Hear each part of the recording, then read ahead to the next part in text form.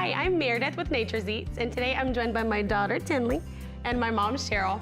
And today we're gonna show you how to serve the perfect meal for Mother's Day lunch, the Honey Crisp Apple Spinach Salad. Not only is it delicious, but it's packed with health benefits. Walnuts are rich in antioxidants and omega-3s and help decrease inflammation. Spinach is, of course, a superfood, so it's full of protein, iron, and vitamins.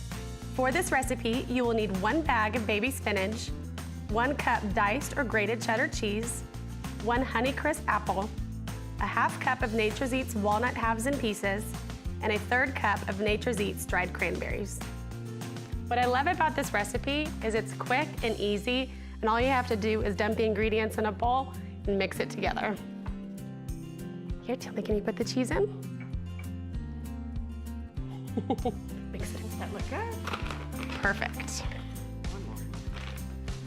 You can make your own dressing from scratch using one of our recipes at natureseats.com, or just choose a healthy option at one of your local grocers.